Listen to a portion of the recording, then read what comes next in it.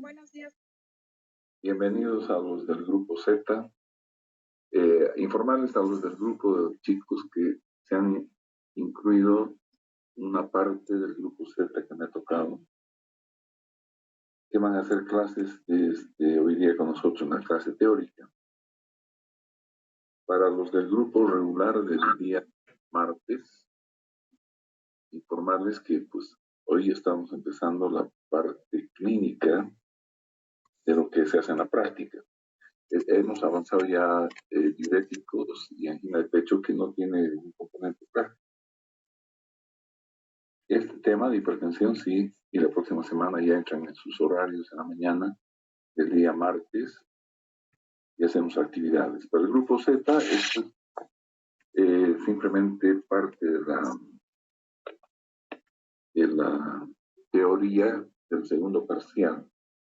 Han recibido material para leer. Yo estoy ahora aquí para explicar algunos aspectos básicos, fundamentales, que creo que pueden ser motivo de evaluación, porque considero que deben conocerlos.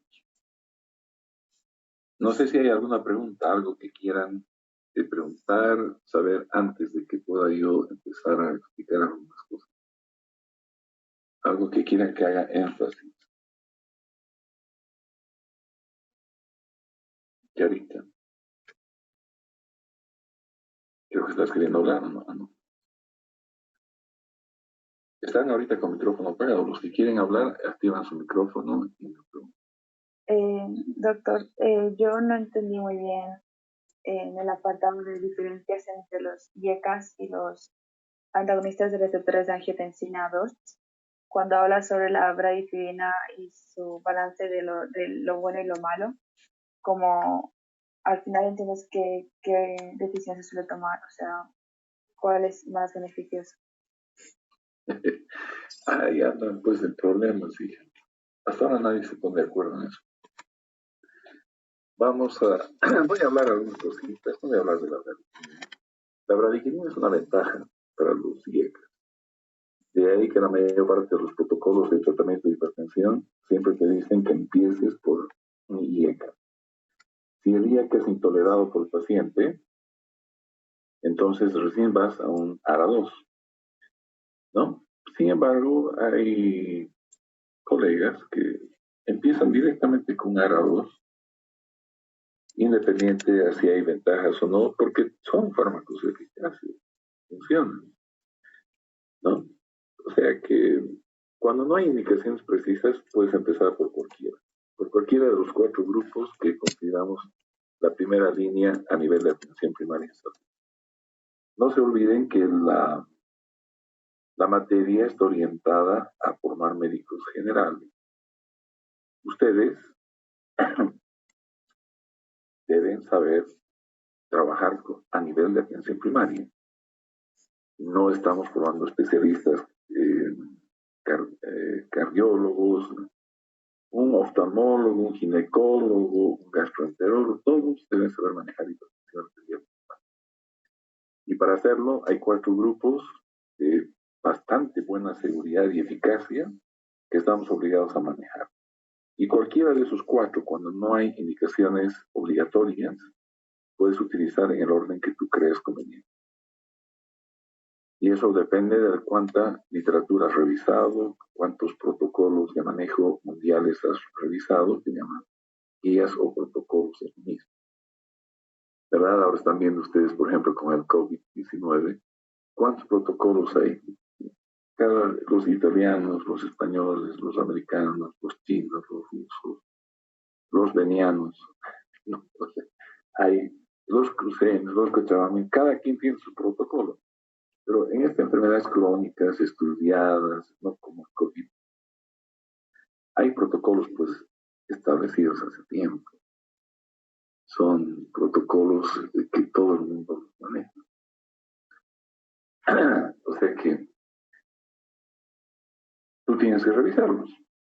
Vas a encontrar diferencias. En Estados Unidos te dicen, si no hay indicaciones obligatorias, los tiacídicos, la primera línea. Hay escuelas latinoamericanas que dicen los IECA, otros los ARA2. No hay problema. Todo depende de qué quieres hacer tú. Si conoces la literatura y eliges bien en base a la eficacia, seguridad, conveniencia y costo, y tienes los argumentos bien puestos, nadie te puede poder rebatir por qué usas uno o el otro. Que hay ventajas, yo te he puesto eso para que leas y sepas que hay la diferencia.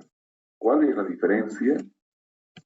¿Por qué se piensa que la bradiquinina en algunas cosas es buena, en otras es mala? Porque parece que la tos que producen los IECAS se asocia a la bradiquinina, que es uno de los efectos colaterales más frecuentes y que hace que el paciente deje de tomar el medicamento. Y tenemos que ir hacia los ARA2 que no producen tos. ¿Por qué? Porque no tiene nada que ver con la producción de bradiquinina, ¿no? Simplemente para que tengas la idea, pero en cuanto a hipertensión arterial, ambos funcionan, ¿ya? Y hay una teoría más que ahorita vamos a ver. ¿Algo más? ¿Alguien que quiere preguntar o no hay más, no hay más dudas? Entonces, eso, les muestro un slide y nos vemos la próxima semana. ¿Lo ven? Si no hay más dudas, ¿de qué voy a hablar? Yo tenía programado una hora de charla. Si todo está claro, ya parece. Quizás otra pregunta respecto a los ARA. Habla sobre que hay unos que son antagonistas desplazables, otros no desplazables y otros tanto desplazables como no desplazables. No entiendo muy bien a qué se refiere con eso. ¿Dónde? Espera, perdón, que estoy... ¿Dónde has visto eso? O sea, justo después de ese apartado, habla de la farmacodinámica y farmacocinética de los ARA2 y dice las propiedades de un inmunoreceptor de la angiotensina, en este caso pueden ser antagonistas desplazables como el losartán, antagonistas no desplazables como el candesartán y otros que son mixtos, que son tanto desplazables como no desplazables. Y no en algunos receptores, sí. Desplazables que sean, se dice esto es en temas de concentración, ¿no? La concentración del agonista, en este caso de la angiotensina, puede desplazar al antagonista. Pueden ser no desplazables, significa que si aumenta la angiotensina, no se va a retirar el losartán, aunque esté en mayor concentración, y otras es que otros medicamentos que en algunos receptores, en AT1, en AT2, en AT4, pueden desplazarse o no desplazarse en uno y otro receptor. A eso se refiere. Ya, gracias, doctor. ¿Ya?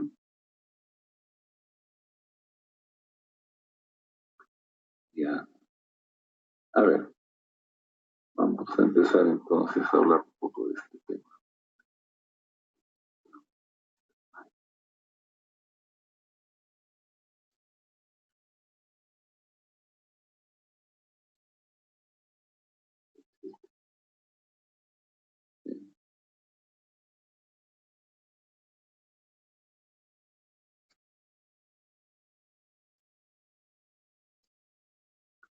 ¿Están viendo, no?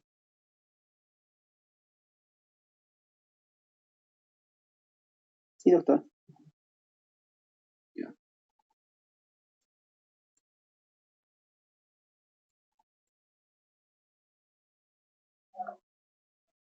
Bien. A ver, vamos a hacer una revisión rapidita, ¿ya?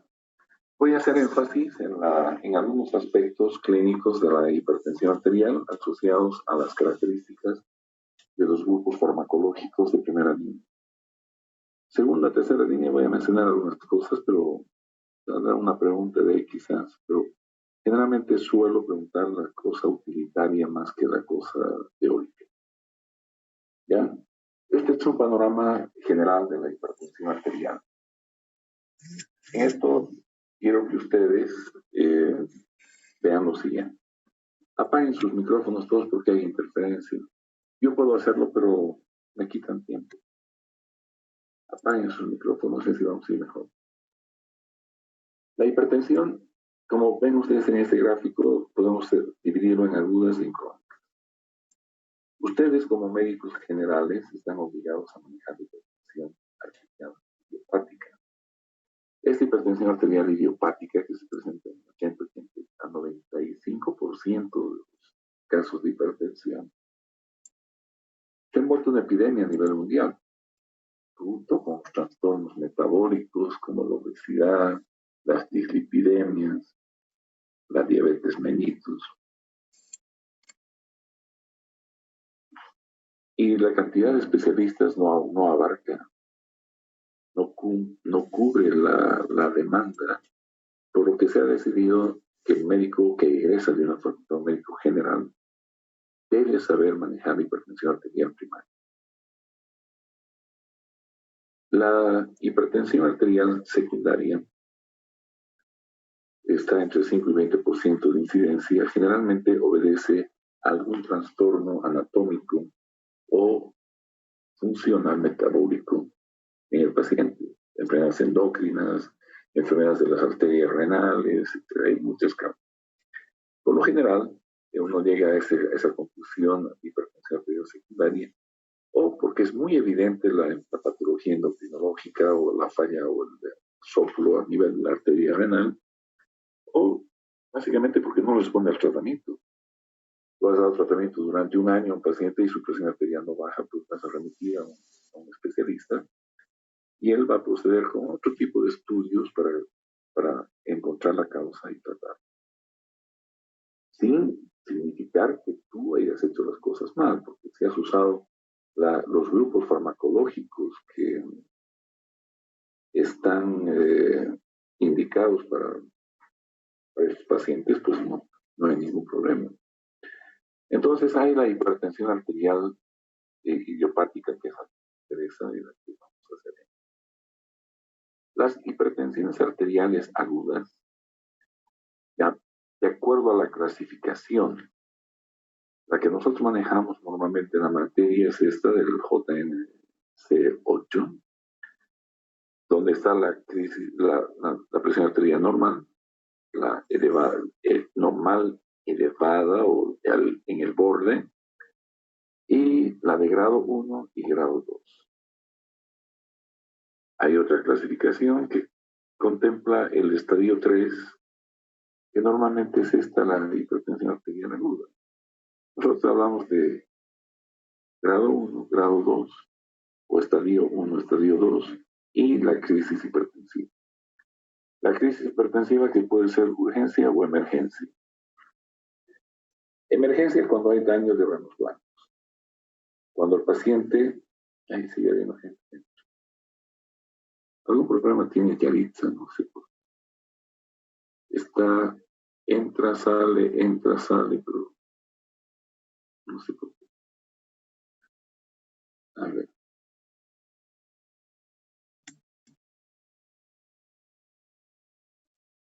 ¿Cuándo llamamos una hipertensión arterial aguda urgencia? Cuando no hay daño de órganos blancos. Cuando el paciente no tiene alteraciones en el sistema nervioso central, vasculares, accidentes a nivel cardíaco, renal o visual, ¿verdad? Cuando ninguno de estos órganos está afectado, decimos urgencia. Cuando cualquiera de estos órganos nos manifiesta alguna alteración, hablamos de emergencia. Hay daño de órgano blanco. El manejo debe hacerse rápidamente. La presión arterial debe disminuir en horas, 1 o 2 horas máximo, o vamos a tener problemas muy serios. Mientras que en la urgencia podemos bajar el tratamiento, podemos usar la vía oral. Y hasta 48 horas tenemos para bajar la presión arterial. Pero cuando es una emergencia, es por vía intravenosa. Y los fármacos que se usan para esta forma de hipertensión arterial, pues son diferentes a las que usamos en el manejo de la hipertensión arterial crónica, donde 4 grupos son los fármacos que ustedes deben manejar como primera línea cuando el paciente no tiene patología de base. Cuando hay patología de base y es cardiovascular, ingresan en la arena terapéutica los bloqueadores beta, que por lo general ahora no son considerados de primera línea, a no ser que el paciente tenga indicaciones específicas para que sean usados. El daño en estos órganos difiere cuando la hipertensión arterial es crónica. Las manifestaciones que ustedes ven acá son totalmente diferentes o tienen algo de particular en relación al daño agudo que pueden ocasionar. Aquí vamos a tener encefalopatía hipertensiva, un intenso dolor cefálico, ¿verdad? Alteración de la conciencia, convulsiones, cosa que aquí no. Pues aquí el paciente o va a hacer un accidente cerebrovascular o un accidente, un isquemia cerebral. Y así, ahí ustedes van a ir leyendo, seguramente están o sacan fotos. Pero pueden, esto les va a servir, no voy a ir leyendo. Las manifestaciones, el daño de órganos son diferentes. En ambos hay daño, en ambos hay riesgo. Si volvemos a tomar el concepto de salud, el paciente sin tratamiento está yendo hacia una muerte prematura. Y nosotros como médicos tenemos que hacer que este paciente invierta el sentido de su salud hacia el lado del bienestar, haciendo o logrando el objetivo terapéutico que evite el avance rápido hacia estos problemas de la enfermedad crónica. Bien, entonces, básicamente para entender todo lo que se hace en hipertensión arterial hay que recorrer estos aspectos fisiológicos. La presión arterial es igual a ¿qué? A gasto cardíaco por resonancia vascular periférica. El gasto cardíaco, ¿cómo definimos? Volumen latido por frecuencia cardíaca. Y volumen latido, ¿de qué depende? De que el corazón en una contracción bote una cantidad de sangre, de lo que le llega, de la resistencia que tiene para botar y la fuerza que tiene para contraerse un ciclo. Precarga, poscarga y contractilidad. Y estos elementos de la resistencia vascular periférica y de la frecuencia cardíaca son productos de una regulación del sistema nervioso autónomo. ¿Verdad? Entonces, está claro aquí más o menos el panorama de qué es lo que farmacológicamente podemos hacer para controlar la hipertensión arterial. Afectar al gasto cardíaco, a la resistencia vascular periférica y a cualquiera de estos elementos, porque esto depende de esto. Y esto depende de esto, ¿verdad? Y el sistema nervioso autónomo. Si ustedes observan y vemos desde la definición que todavía la presión arterial es igual al gasto cardíaco por resistencia vascular periférica. Gasto cardíaco es resistencia vascular periférica. ¿Qué elementos influyen? La verdad es que la llamamos idiopática esta enfermedad, porque no sabemos cuál es la causa. ¿Qué es lo que produce realmente o desencadena lo que llamamos como hipertensión arterial? Por eso el nombre tan bonito, idiopático, significa no sabemos. Pero sí sabemos qué cosas influyen sobre cada uno de las variables fisiológicas que influyen en la presión.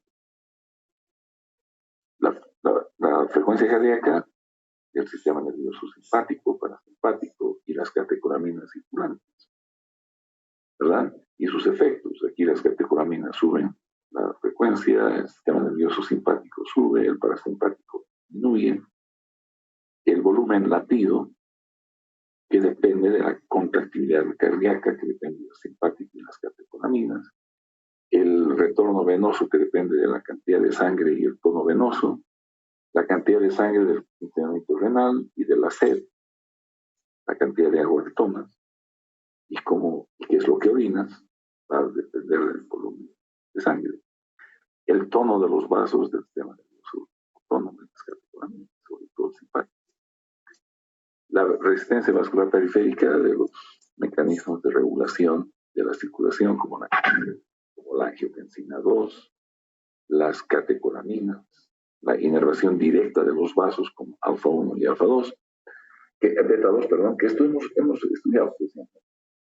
Y los que Y los repitentes también saben que el tono de los vasos, dependiendo del sistema nervioso autónomo en inervación directa, está dependiendo básicamente del balance del efecto alfa 1 y beta 2.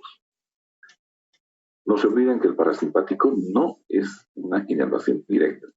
El parasimpático actúa más por una regulación local, aumento de óxido nítrico o sustancias vasodilatadoras que no son necesariamente un receptor colinérgico. El receptor colinérgico sí está ahí, activa, pero no es el receptor el que produce la vasoconstricción, sino a través de mediadores o reguladores locales. Si en lo directo bloqueamos alfa 1, va a predominar beta 2, que es vasodilatador. Si bloqueamos beta 2, va a predominar alfa 1, que es vasoconstrictor. ¿Verdad? Y esto hemos hablado del efecto de inversión de la epinefrina y el fenómeno de Dale, ¿no? Y obviamente que dentro de lo que es la resistencia vascular periférica, la densidad de la sangre o viscosidad va a influir, ¿verdad? Un hematocrito elevado va a aumentar seguramente la resistencia vascular periférica y seguramente la presión arterial. Entonces, toda esta fisiopatología que nosotros conocemos influye dando la hipertensión arterial y nosotros intentamos con diferentes fármacos regular algunos aspectos que dependen del gasto cardíaco y de la resistencia vascular periférica. A través de los años, el gasto cardíaco y la resistencia vascular periférica van a tener una significación diferente en la gente. En los primeros años de vida, la presión sanguínea va a depender básicamente del gasto cardíaco y muy poco de la resistencia vascular periférica. Y esto va disminuyendo con los años y la resistencia vascular periférica es la que comienza a tomar mayor significación en el tiempo, en los años. En la gente vieja, si hay hipertensión, es porque la resistencia vascular periférica está en cambio. Y no porque el gasto cardíaco está en cambio. Entonces, este es el comportamiento de las dos variables más importantes. Este gráfico lo tienen en los slides que les he dado. Simplemente quiero que con esto remarque lo siguiente. Esta es una enfermedad silente. ¿Qué significa? Silenciosa. No tiene síntomas ni signos. No, es bueno, si los buscamos, sí vamos a encontrar. Si medimos la presión arterial, vamos a determinar que hay hipertensión. De ahí que los signos vitales son importantes en toda consulta. No solo para saber si está vivo, signos vitales, signo de que estás vivo, pero no nos interesa saber si estás vivo, sino si tus signos vitales están normales. Porque hay enfermedades como esta que pasan años sin ser detectadas. Y cuando son detectadas, ya ha habido daño. Ya hay daño de órganos blancos, ¿verdad? Hay una disfunción endotelial que ha producido problemas de estrés oxidativo que acaban dañando órganos en diferentes partes de nuestro cuerpo. Y a veces el hallazgo casual de una patología es por la medición de los signos vitales. Y otras veces es porque el paciente viene ya con problemas. A veces se diagnostica hipertensión arterial cuando un paciente hace un accidente cerebrovascular y llega con una hemiplegia y encontramos un corazón hipertrofiado, una aurícula dilatada, que produce trombos, embolias, y le llegó el émbolo al cerebro, hemiplegia, y resulta que tiene una hipertensión arterial severa. Ya el tratamiento ahí sirve, pero ya pues quedan las secuelas neurológicas. ¿Verdad? Eso vamos a ver acá. Vean ustedes aquí abajo, en color más oscuro, están todo lo que... ¿Por qué tratamos un paciente hipertenso? Si esta es una enfermedad silente, progresiva, crónica, que no tiene curación, pero tiene tratamiento. ¿Verdad? Eso es la hipertensión arterial. No hay tratamiento curativo, hay tratamiento para detener la progresión o enlentecer la progresión y evitar que nuestro paciente muera de manera prematura. hacer que el hombre viva hasta la expectativa de vida sería un logro, ¿verdad? Que viva hasta 65 años de manera productiva, hubiéramos cumplido con el país. La información médica se justifica a la reducción.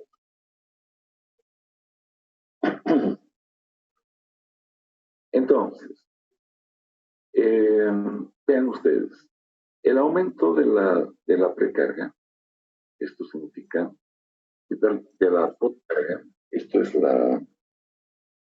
la resistencia vascular periférica, hace como hay una vasoconstricción, entonces va a haber una disfunción sistólica. El corazón no va a poder bombear la sangre de forma normal porque los vasos están cerrados.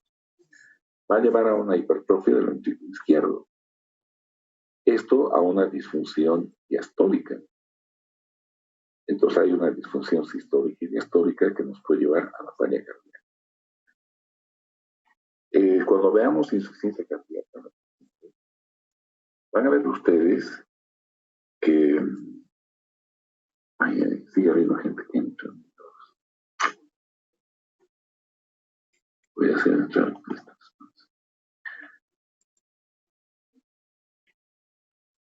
Vamos a ver la próxima clase, cuando hablemos de insuficiencia cardíaca, que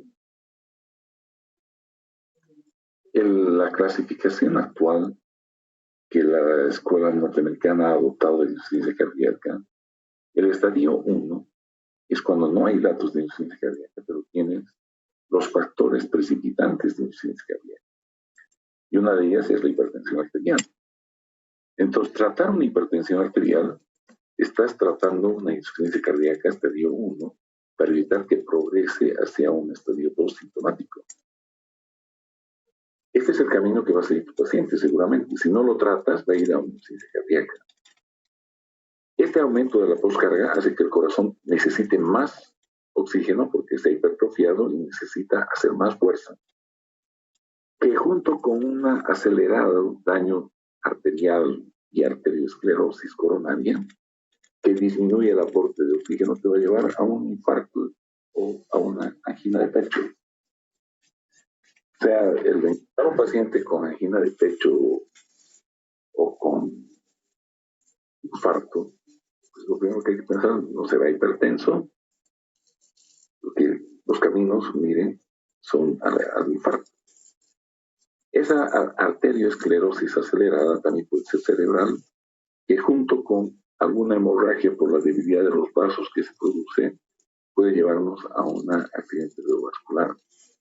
Y en la aorta, ambas cosas, la arteriosclerosis y la debilidad, pueden llevarnos a un aneurisma o disección de la aorta. Es un cuadro muy severo y mal pronóstico. La debilidad también de los vasos sanguíneos puede llevarnos a daño renal de los ojos, vamos a tener nefroesclerosis, daño renal, retinopatía, ceguera. Pues vean, si hacemos tratamiento en paciente hipertenso, es para evitar que estas condiciones se produzcan. Esto es lo que podemos quizás explicarle al paciente, decirle, bueno, vamos a hacer un tratamiento farmacológico para evitar que usted haga complicaciones, se muera de manera prematura, que decía, bla, bla, bla. Estos son objetivos finales, orientados al paciente, ¿verdad? Y nosotros, ¿cómo logramos que estos objetivos se cumplan? Esos son los objetivos técnicos de los que vamos a hablar. Este slide lo tienen. Solo para que se acuerden, no se olviden que por cada 20 milímetros de mercurio que se incrementa la sistólica o 10 la diastólica, se duplica el riesgo de cualquiera de estas cosas que hemos hablado. La mayor parte de las veces el objetivo terapéutico es bajar la presión arterial a menos de estos valores. Y bajando esto, disminuimos la incidencia de todas las complicaciones, algunas hasta más del 50%. O sea, ese es el objetivo terapéutico. Eso es lo que nosotros vamos a buscar, técnicamente bajar la presión arterial. Y eso para el paciente le significa una vida más larga, menos complicaciones, mejor calidad de vida, etc.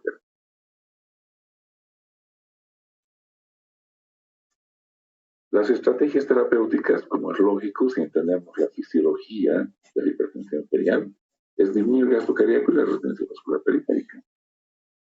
Y algunos elementos que tienen que ver con gasto cardíaco, el menor líquido corporal, espolemia. Y algunos aspectos que vamos a ir analizando.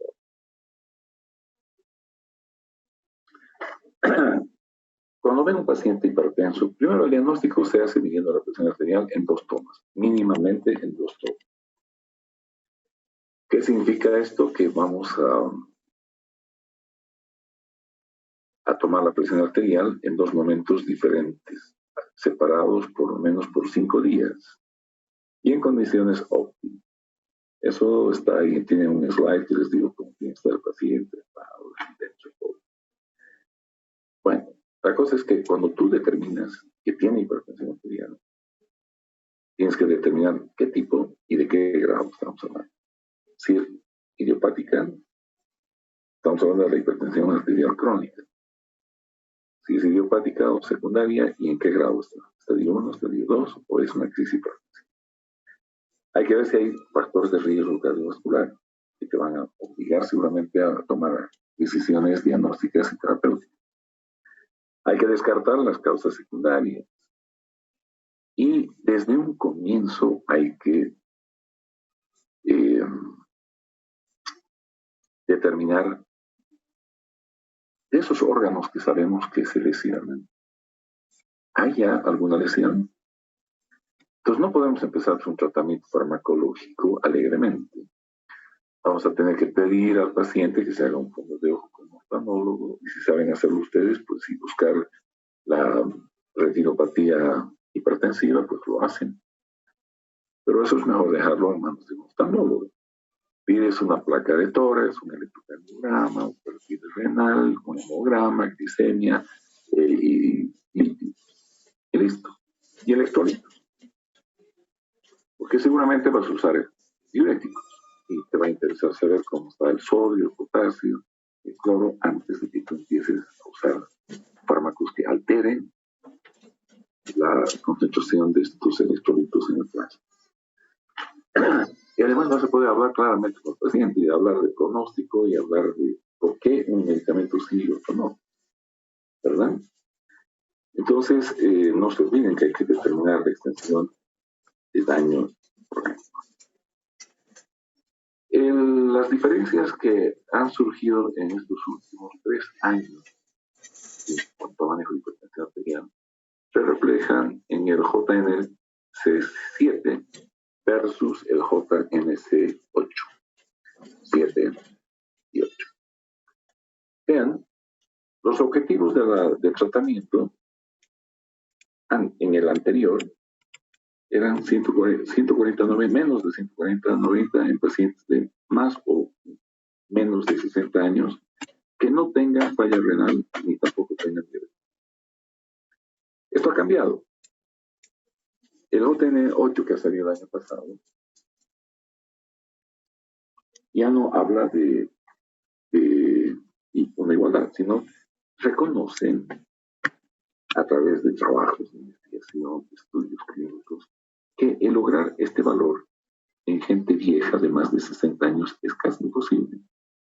Que en todas estas personas hay una pérdida de elasticidad en las arterias. Y no podemos pretender bajar la presión arterial a menos de 140. Entonces ha subido a 150 el valor de la sistólica. Entonces, si logramos bajar de 150 y de 90 la diastólica en pacientes de más de 60 años, el objetivo está cumplido y es probable que el individuo viva sin tener complicaciones. Es probable porque solo bajamos en 50, 40, 30% algunas probabilidades. Eso no significa que tu paciente no vaya a hacer complicaciones. La enfermedad está ahí, estamos tratando, el paciente se ha adherido, la presión arterial está dentro de valores aceptables y es muy probable que esté. Otro cambio. En el 7 recomendaban que la droga de elección cuando no hay enfermedades subyacentes sea un diurético de sí. En la actualidad ya no hay esa recomendación. Y las drogas de primera línea, antes incluían los beta bloqueadores, ahora ya no están los beta bloqueadores. Los beta bloqueadores se los considera fármacos de primera línea solo y cuando existan indicaciones obligatorias para ello. Que los vamos a ver luego. Esto es lo mismo que acabo de hablarles, solo que aquí quiero hacer énfasis, esto es una forma algorítmica, en la que si el paciente es hipertenso, lo primero que hay que hacer es implementar cambios en el estilo de vida. Y hay que determinar cuál va a ser tu meta en cuanto a la presión arterial. Es lo mismo, ¿verdad? Si el paciente tiene o no diabetes o falla renal, o si sí la tiene, si es mayor o menor de 60 años, las metas, ¿no? Si es mayor de 60, sube a 159. Y en otros países como Estados Unidos les interesa saber si son negros o no negros. Esto porque el negro no responde bien al tratamiento con medicamentos y hay casi beta bloqueadores. En nuestro país no hay, no conozco un estudio que hayan hecho en pacientes afro-bolivianos que viven en yungas, no sé si ellos responden, si tienen hipertensión y cómo responden a los antihipertensivos. He buscado así intencionalmente, pero no, ni por casualidad ni en buscando he encontrado algún médico que reporte una diferencia. Cuando hablamos de estilo, yo no voy a hacer énfasis mucho en esto, pero cuando esté enfrente a un paciente hipertenso, el cambiar el estilo de vida no es parte de un discurso estéril del médico, ¿no? Que a todos los pacientes no. Esto tiene que ver con coadyuvar la terapia para bajar la presión arterial. Ustedes ven acá, miren, el bajar de peso por cada 10 kilos de peso que pierdes, después baja hasta 20 milímetros de mercurio la presión. Entonces no es que tú le dices de baja peso porque ya estás gordito, se te va a ver mejor, no. Hay que explicarle que por cada 10 kilos que él pierda, si está obeso el paciente, puede bajar entre 5 y 20 milímetros de mercurio. Luego, si hace una alimentación mediterránea, donde la mitad del plato sean verduras y la otra mitad, una cuarta parte proteínas y la otra hidratos de carbono, pues el niato va a poder bajar de 8 a 14 milímetros de mercurio. El no comer sodio de 2 a 8 milímetros de mercurio. Si hace actividad física de 4 a 9. Y si deja de consumir alcohol o lo hace de manera moderada, de 2 a 4. Y dejar de tomar alcohol cuando el médico te dice podrás tomar un vaso de vino, no es de este tamaño, pues, no es este tamaño de vaso. Es moderado. Bien, entonces, a ver. Los fármacos que normalmente se utilizan para las diferentes variables que determinan la presión arterial son estos. La mayor parte de ellos ya son fármacos que los hemos visto como los bloqueadores alfa, agonistas centrales, alfa 2, etc. Pero estos medicamentos beta bloqueadores que los ven por muchos lados están indicados cuando hay que afectar el gasto cardíaco en patologías cardiovasculares que no necesariamente sean hipertensión arterial. Obviamente que se favorece la hipertensión arterial, pero también la patología de mano. Pues vean los fármacos que afectan la frecuencia cardíaca, el volumen sistólico, tanto en la contractilidad como en el retorno venoso, o el tono de las venas, y la resistencia vascular periférica. Estos RAS significa el sistema renina-angiotensina-aldosterona, bloqueadores de este sistema. Ahí están los IECAS y los ARA2, los bloqueadores alfa 1 y los agonistas alfa 2 centrales. Los de acción directa, tanto los bloqueadores alfa como los agonistas alfa 2, ¿no?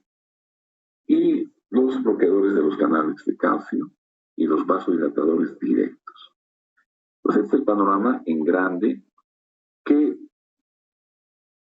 cuando estamos frente a un paciente con patología que te obliga a utilizar ciertos fármacos, a ver, esta partita creo que debo explicar un poco mejor. Les he dicho que hay 4 grupos de fármacos de primera línea: los diuréticos, los IECAs, los ARA2 y los antagonistas de canal beta. Los beta bloqueadores entran en juego siempre y cuando hayan patologías coronarias, patologías cardíacas o infarto agudo miocardio. Pues ahí estás obligado a usar, que son indicaciones para esto y además para la hipertensión. Pero cuando tienes un paciente que no tiene ninguna de estas patologías, son 4 grupos. Y de esos grupos, cualquiera que tú elijas está bien. Puedes empezar por un diurético triacídico, puedes usar un IECA, un ARA2 o un bloqueador de canales de cáncer. Y nadie te puede decir que está mal. Algunas escuelas dicen primero el diurético triacídico, otros dicen el IECA. Aquí en nuestro medio de médicos se usan primero los ARA2, otros usan directamente los bloqueadores de canales de cáncer. Cualquiera de los 4 son primera línea de tratamiento y no está mal. Solo que cuando hay indicaciones,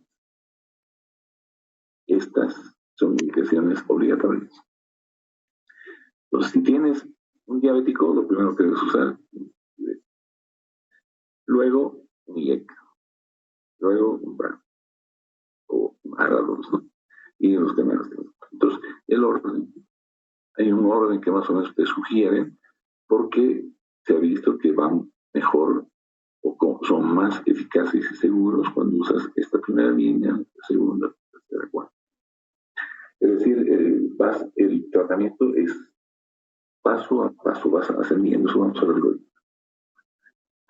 Estos son los medicamentos en general que se usan en la hipertensión arterial, puestos en una clasificación que normalmente lo hace así Goodman y digo Katsu. En cualquier libro de farmacología van a encontrar esto. ¿No? Los diuréticos, para nosotros primera línea; los simpático-plégicos, segunda línea, donde están los beta bloqueadores; los bloqueadores alfa, que son para mí tercera línea. Estos son medicamentos de tercera línea, que generalmente usa un especialista. Los vasodilatadores, especialista, médico general. El nitroprusiato parenteral, especialista. Los fármacos que afectan el sistema renina-angiotensina-aldosterona, los inhibidores de la renina, como el Skeren, que no hay en nuestro medio, no se utiliza.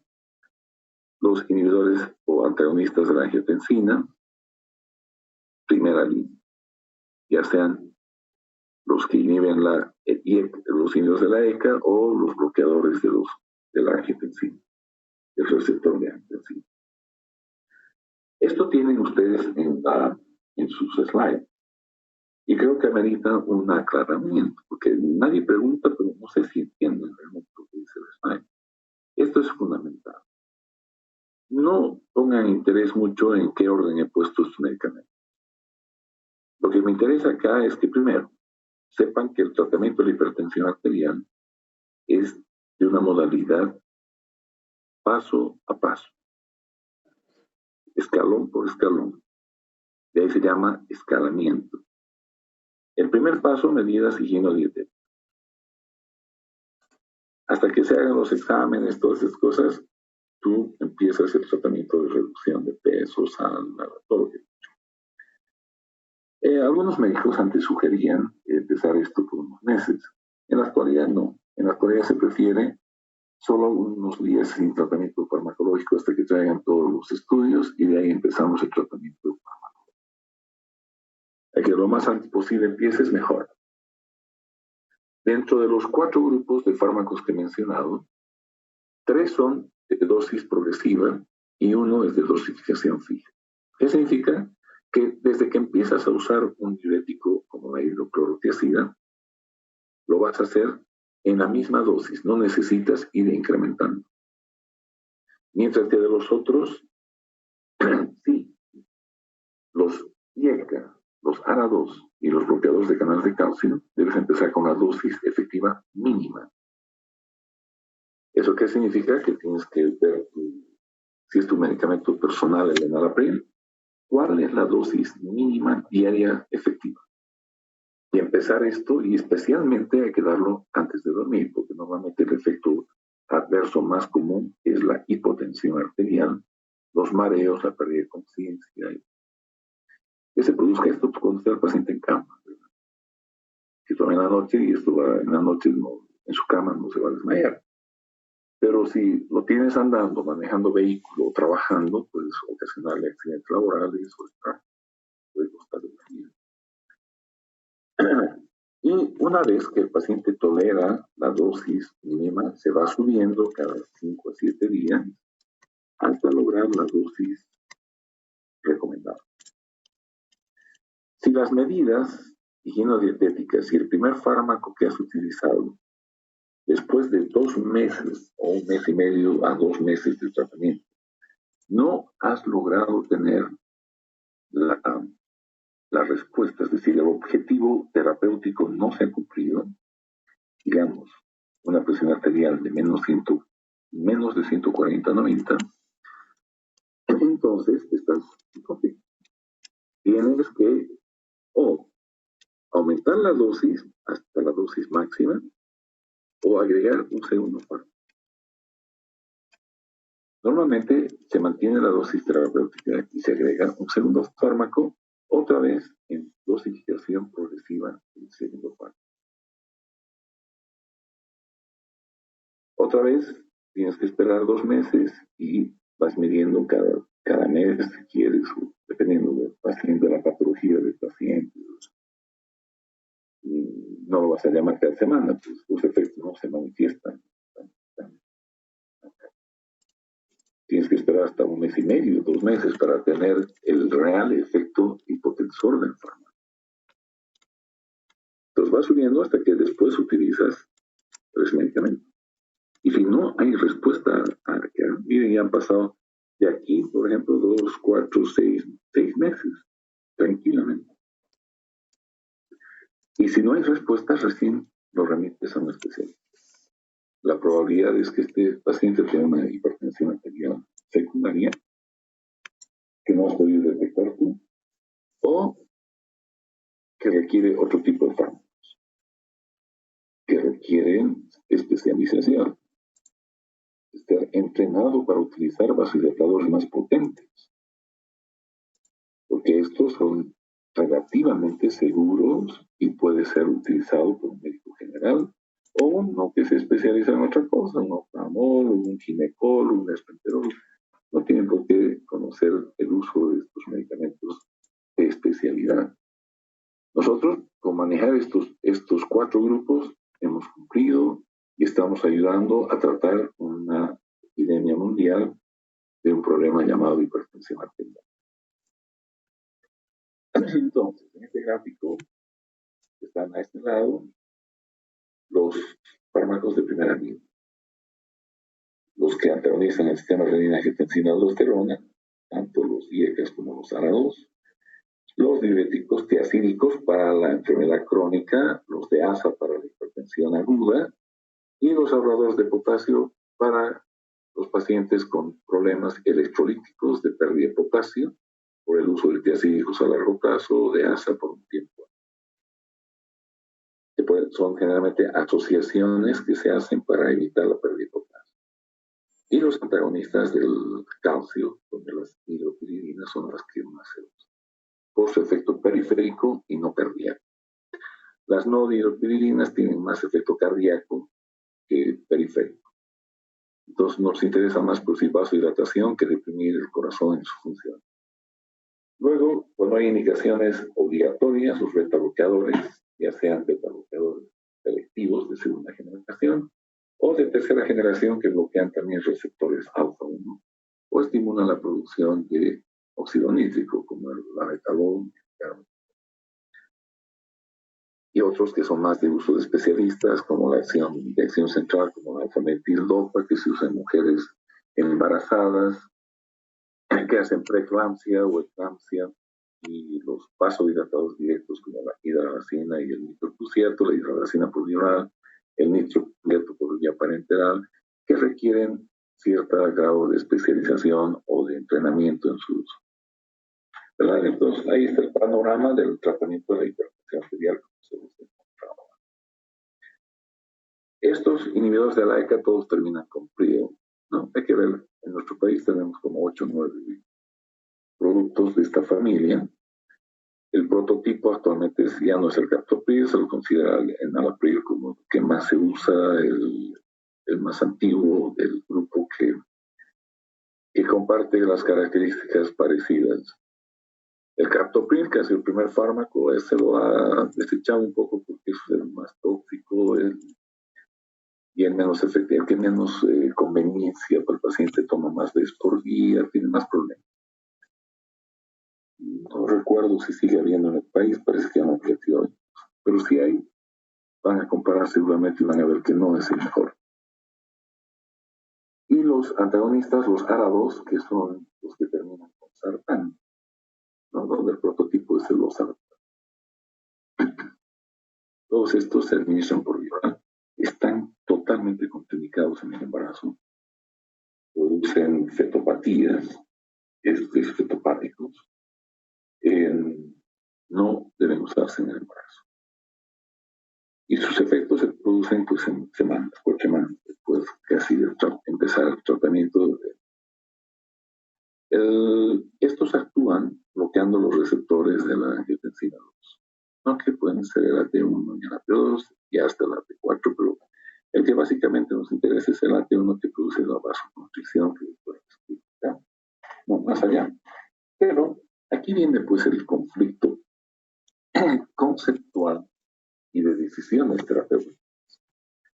Si ustedes observan, el angiotensinógeno se convierte en angiotensina 2 por efecto de la renina, ¿verdad? La estimulación metadona aumenta la renina. El antihiperén y estos fármacos que no se usan bloquean a la renina y no se forma la angiotensina. Aquí está el conflicto. La enzima, la ECA, convierte la angiotensina 1 a angiotensina 2. El enalapril y todos estos priles que hemos visto bloquean esta enzima. Pues, supuestamente no debía producirse angiotensina 2.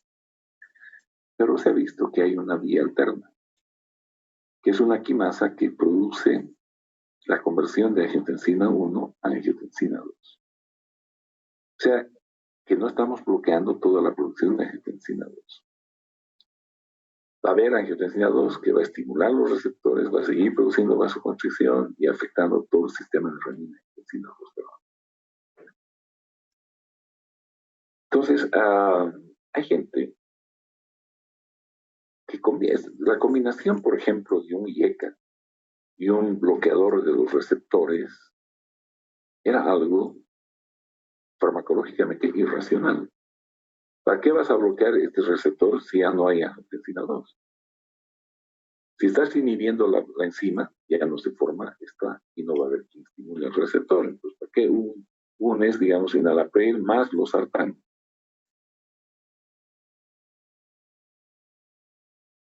Primera cosa que vas a encontrar a los médicos prescribiendo ambos. Y se apoyan en esto.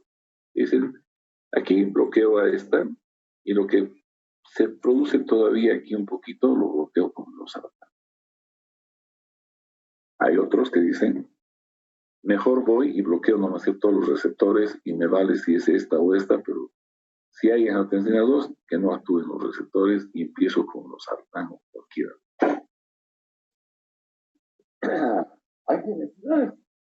Hay posiciones y posiciones. Sin embargo, la medicina basada en evidencias sigue apoyando que los fármacos de primera elección deberían ser los IECAS. Y si los IECAS el paciente no los tolera, pasemos recién a los ARA2. Y mencionan que es una combinación no muy racional el mezclar este grupo farmacológico. No he encontrado números que me digan ¿cuánto por ciento de esto es bloqueado al bloquear esto y cuánto por ciento produce la quinasa y esta conversión? Entiendo que es mínimo. Esto es mínimo. Los efectos de esta angiotensina mínima que se produce, creo que no se comparan. Hay un micrófono abierto que quisiera que lo cierre. No se comparan con la producción de bradiquinina.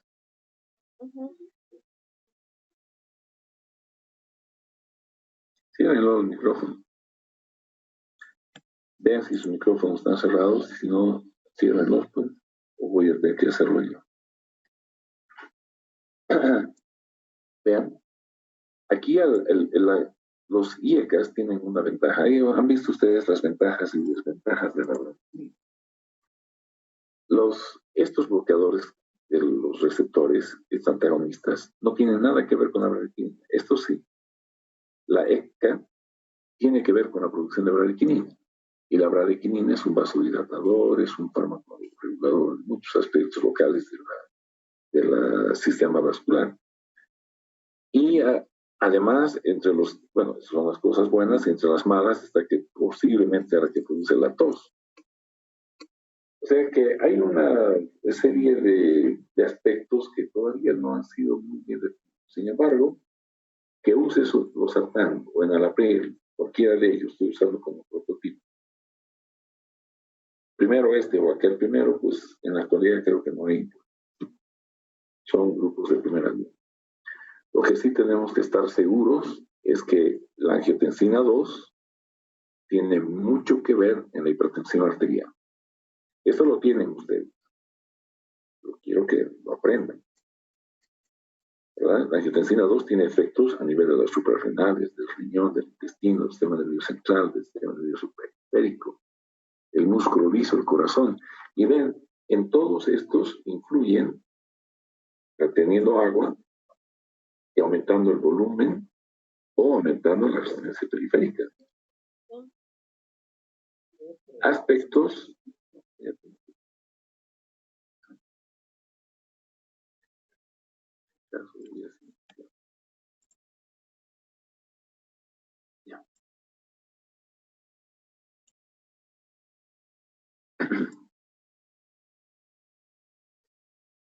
Bien, entonces vean, tienen que ver con los aspectos que nos producen hipertensión arterial. Pues. Aumento de la resistencia vascular periférica, aumento de la volemia, vasoconstricción, descarga simpática, mayor reabsorción de sodio, porque está en negrillas, aumento, sed, apetito, sal. Todo esto nos va a influir sobre la presión arterial. Si todo esto abolimos, obviamente que los efectos beneficiosos van a ser enormes. La bradiquinina, con los IECAS asociados, pues van a producir una serie de aspectos benéficos, como natriuresis, liberación de óxido nítrico, vasodilatación, que no producen los bloqueadores, los árabos. Entonces, en resumen, si usamos inhibidores de la renina, inhibidores de la ECA o ARA2, estamos finalmente produciendo ¿qué?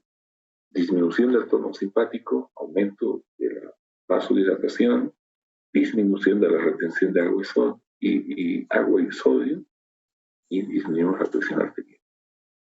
Que esto es básicamente lo que nos interesa para bajar la presión arterial. Y de allá derivan sus usos, pues los IECA somos más usados para bajar la presión arterial hepática, ya sean los IECAs o los ARA2. Se usa para la enfermedad renal crónica, para mejorar y cuidar el filtrado glomerular.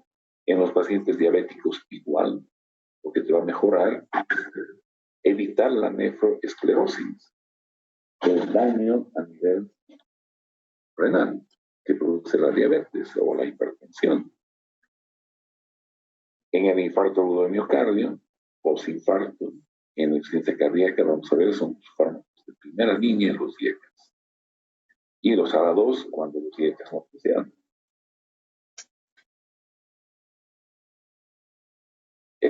Esto ya no voy a hablar. Lo único que quiero que sepan es que en el embarazo están contraindicados.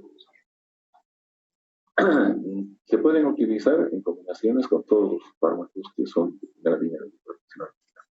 Y sus efectos adversos, pues, los que más notoriamente hacen que el paciente deje el tratamiento son el angioedema y la tos. La tos que se produce con mucha frecuencia, más en mujeres, en otros países son más frecuentes, especialmente en los asiáticos, y en la gente que come pimentones verdes, que tiene la capsina, que es el que da el sabor picante al locoto, se han visto que a la gente que toma estos medicamentos más locoto, por ejemplo, la tos es mucho más frecuente. El efecto adverso de toser se hace más, con mayor incidencia. Bien, otro grupo de primera línea son los diuréticos. Ya no voy a revisarme, hemos estudiado ya los diuréticos. Los diuréticos, los tiacídicos, son los que son de primera línea. Y esto quiero que se metan a su cabeza. Los tiacídicos son los que se usan de primera línea. No puedes dar furosemida pues, a un paciente hipertenso, a no ser que esté en una hipertensión arterial aguda, urgencia o emergencia en la que necesitas bajar el volumen sanguíneo con una diuresis importante que lleve a la disminución al menos de la volemia, no sé si a una hipovolemia, pero una disminución de la volemia que baje la presión arterial y prevenga los daños de órganos blancos de las hipertensiones agudas. No puedes dar furosemida de por vida a un paciente. A las 2 semanas vas a tener alteraciones electrolíticas tremendas. Esto se usa solo en las primeras 24, 48 horas en estado de emergencia. Estos tiacídicos, como la hidroclorotiazida, pues se usan de por vida. Sus efectos antihipertensivos aparecen al mes, mes y medio, y no pasan por la hipovolemia. Al inicio, quizás el efecto inicial de bajar la presión arterial tenga que ver con la disminución de la volemia, pero rápidamente tu cuerpo hace homeostasis. Y acostumbrado a que entre un diurético, pues aumenta la sed, aumenta y vas a tener siempre una euvolemia. No puedes vivir con hipovolemia porque tus vasoreceptores van a detectar siempre problemas, ¿verdad? ¿Por qué son los mejores antihipertensivos los diuréticos tiacídicos? Por sus dos efectos farmacológicos, los que les he mencionado. Uno, disminuye la retención de agua como diurético, disminuye el volumen sanguíneo, menos débito cardíaco, menos presión arterial. Ese es el efecto quizás por los primeros tiempos de tratamiento. Estos diuréticos no hay que dar después de las 4 de la tarde. Al principio, los primeros días o semanas de tratamiento, el paciente va a tener un aumento de la diuresis. Va a orinar más. Pues, no le puedes dar pues, en la noche, ¿no? No vas a tener orinando toda la noche, no va a descansar. Vas a interferir con su descanso y su vida. Máximo a las 4 de la tarde, la última dosis de diurético. Normalmente la dosis es única, se da en la mañana y el paciente orina durante el día. Está activo. Luego, esa diuresis va disminuyendo. Después ya no tienen el aumento de diuresis. La dosis es fija, no es progresiva. 12.5 miligramos. Los primeros tiempos va a orinar, después ya no va a orinar en gran cantidad. Y lo que va a predominar va a ser un efecto vasodilatador que va a disminuir la resistencia vascular periférica y va a disminuir la presión arterial. En principio pueden ser estos dos la suma que disminuye la presión, pero a largo plazo lo que va a predominar es la disminución de la resistencia periférica. Esto ya han estudiado en diuréticos. Me interesa que sepan o que recuerden que al usar estos fármacos que actúan en túbulo distal tiene que ver con la eliminación del sodio y el potasio, y obviamente el cloro, y la retención de calcio. Este calcio puede ser beneficioso para algunas indicaciones o perjudicial para otros pacientes con patología. Entonces, normalmente estos diuréticos, generalmente van asociados con solas, hipertensión arterial idiopática, en las hipertensiones arteriales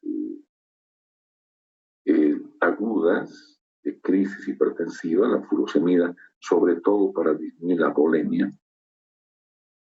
Y en otras patologías, por ejemplo, los tiacídicos en la osteoporosis, ¿para qué? Para que retengan el calcio y no se elimine el calcio. Se benefician a los pacientes incrementando su calcemia y mejorando su estructura mineraloide del hueso. En los diabéticos igual nos va a servir y en la falla renal, en la enfermedad renal crónica, la furosemida, cuando hay problemas renales, pues va a producir diuresis. Estos diuréticos de ASA se los usa para las hipertensiones agudas o cuando el paciente hace falla renal. Son diuréticos que actúan independiente a la filtración glomerular. O sea, son de techo alto, que se lo llaman. ¿Por qué? Porque tú metes el diurético y va a producir más y más diuresis, así no haya una buena filtración. O sea, no hay un límite tampoco para que el paciente detenga su diuresis. Con los tiacídicos llegas a un punto en que ya no vas a producir más diuresis. Con los de ASA, más dosis, más diuresis. Y sus efectos adversos pues, están asociados a todo esto que son alteraciones electrolíticas. Pues vas a tener todo, hiponatremia, hipopotasemia, ¿verdad? Ácidos alcalos metabólicas, ototoxicidad con los de ASA. Los tiacídicos, estos estamos hablando, pues, hipocalemia, hipercalcemia, que pueden llevarte a arritmias, muerte súbita, alcalosis, etc.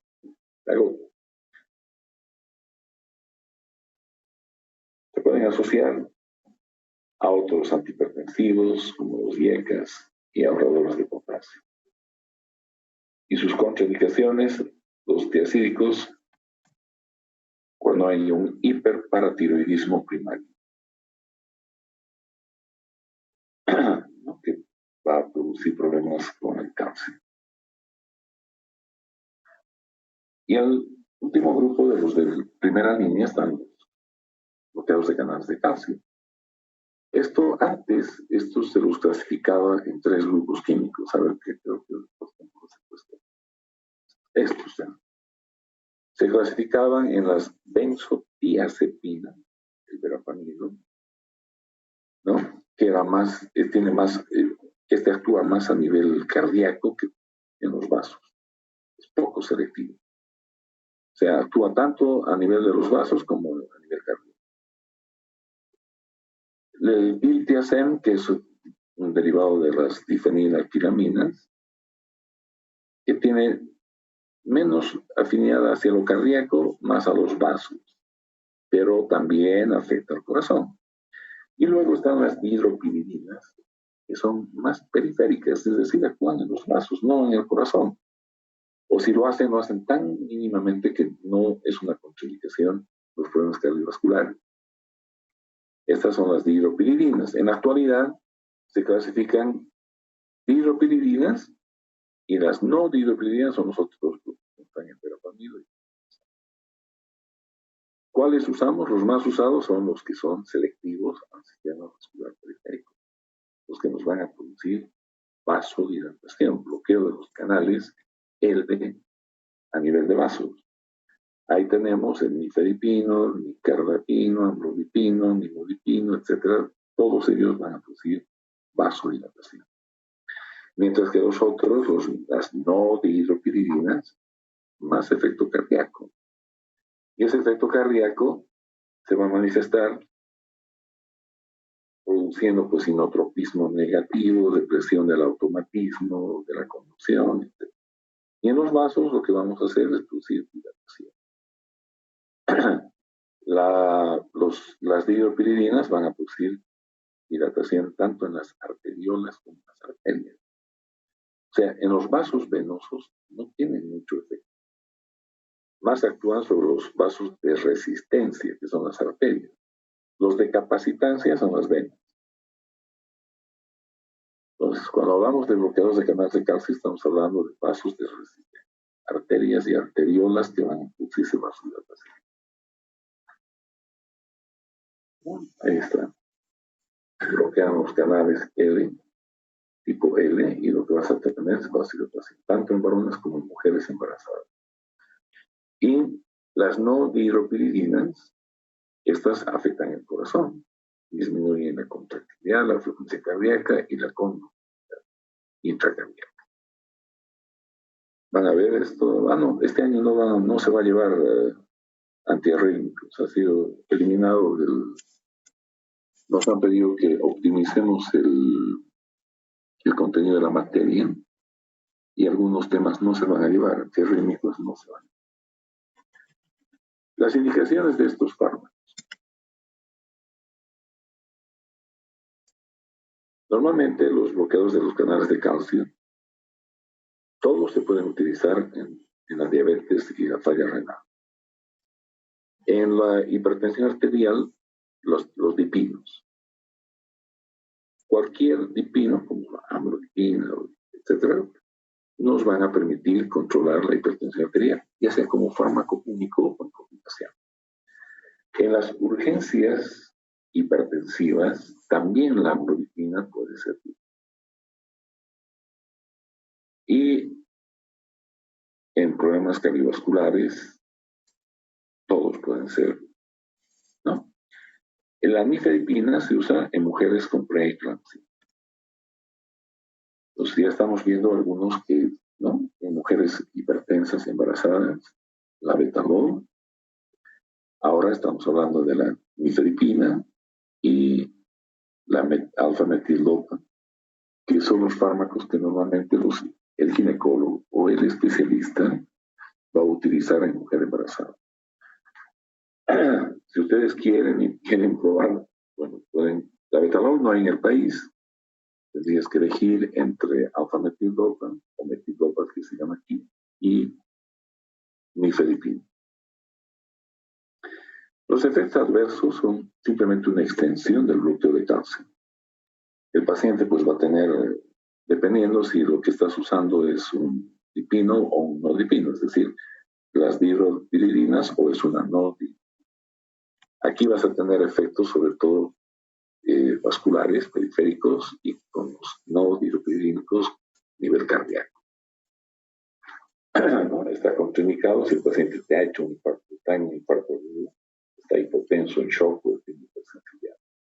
Y normalmente puedes potenciar su efecto incluso con los tiacídicos y los diáticos. Esto ya es segunda línea.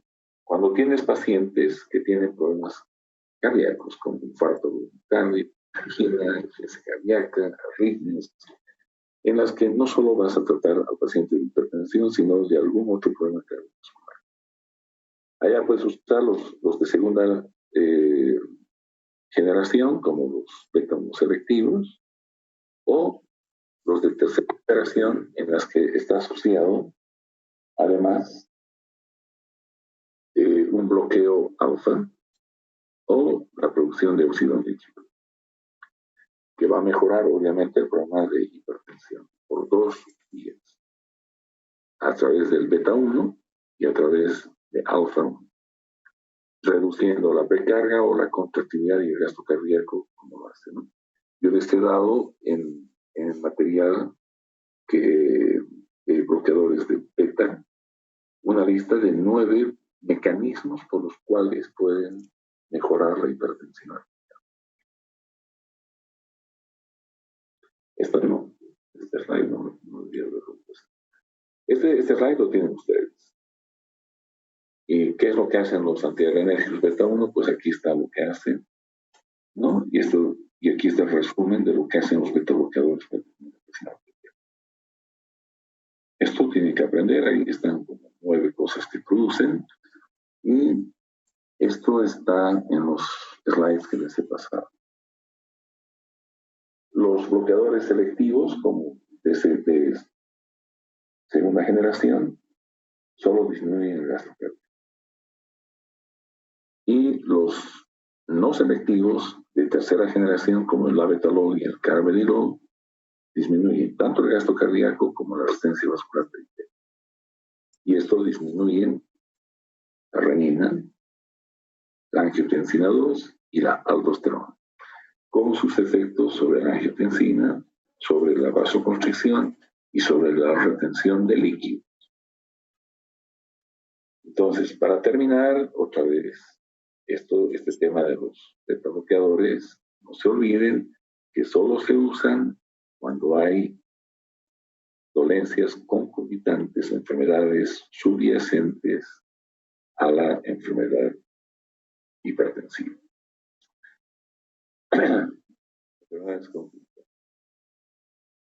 Beta-bloqueadores en la hipertensión, en emergencia, pues la betalol, que es el fármaco de elección, en el embarazo igual, en la preeclampsia, lamentablemente no hay en nuestro medio la betalol.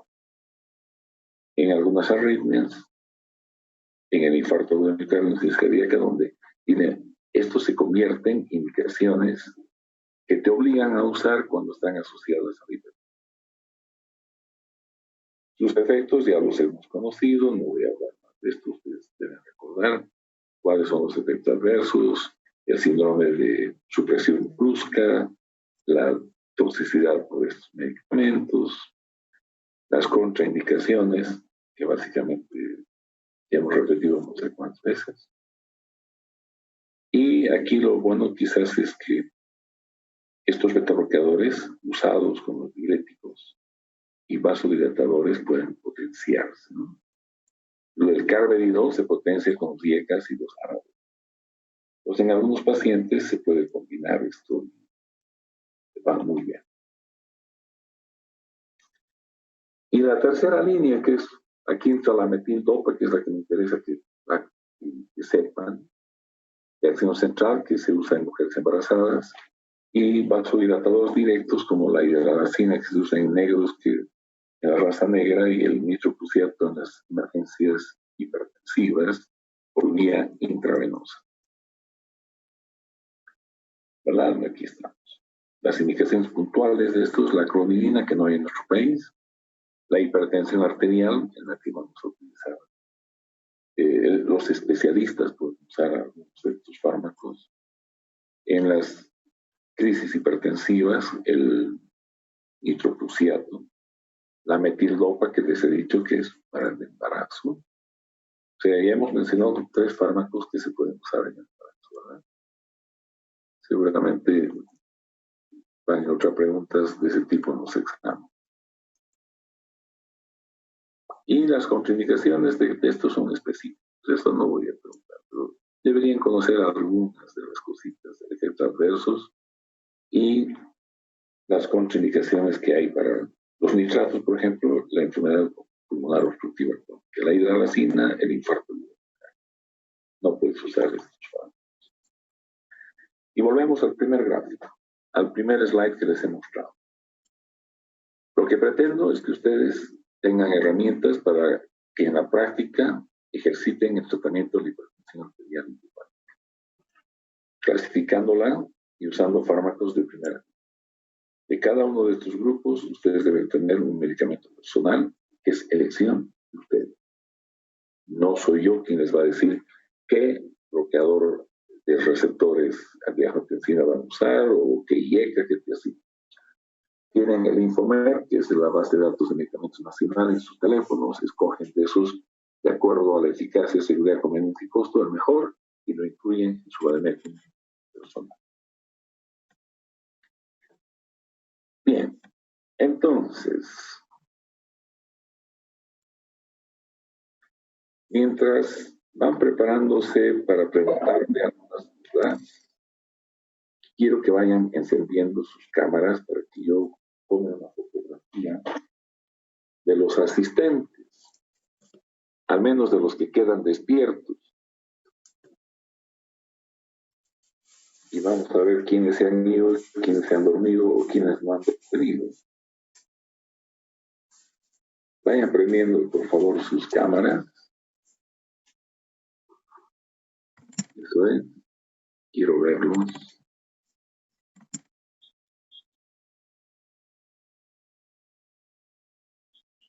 Ya, Alejandro, María Clara, Ronald, prendan sus cámaras, porfis. Denis Cuevas, o den señales de vida, por lo menos hablando.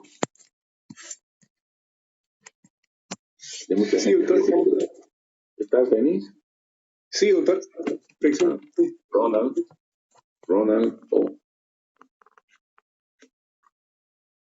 María Clara Encinas.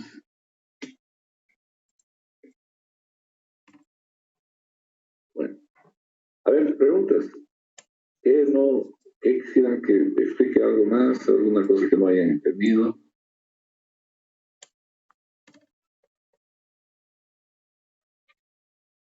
¿Todo está bien? Me preocupan. Ya. La próxima, entonces, hay algo que ha llegado ahorita, que estaba mientras hablaba con usted, que dice mi teléfono, y hay algo que me está preocupando. Esta semana tendríamos que entregarles el material de insuficiencia cardíaca para que hagan el resumen y el próximo sábado hablemos de insuficiencia cardíaca en la teórica. Sin embargo, creo que la doctora Crespo sí está loca. A ver qué.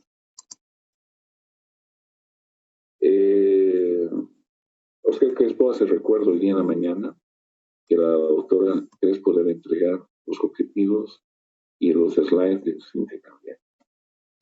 Y la doctora Crespo dice que no va a entregar.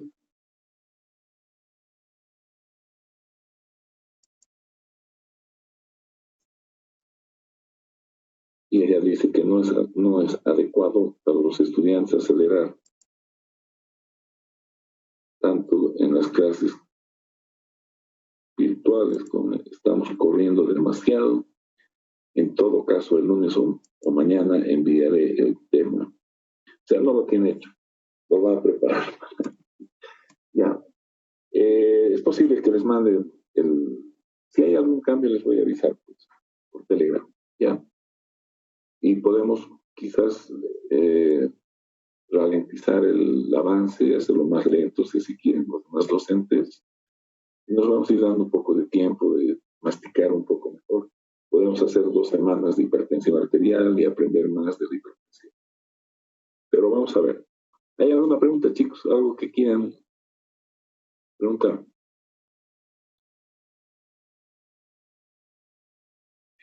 Nada. Bueno, un gusto verlos y algunos de los repitentes que ahora están en el grupo Z. Así mis alumnos y me da gusto verlos. Hasta la próxima semana. Entonces, chicos, cuídense. Distanciamiento social, protección, no bajen sus defensas, no bajen su protección. Está haciendo estragos, este coronavirus va a seguir haciendo estragos en el bienestar. Dime, Denis. ¿Se sabe algo de las clases, doctor? ¿Se quedó en algo? No, las clases, el rector ha lanzado una opinión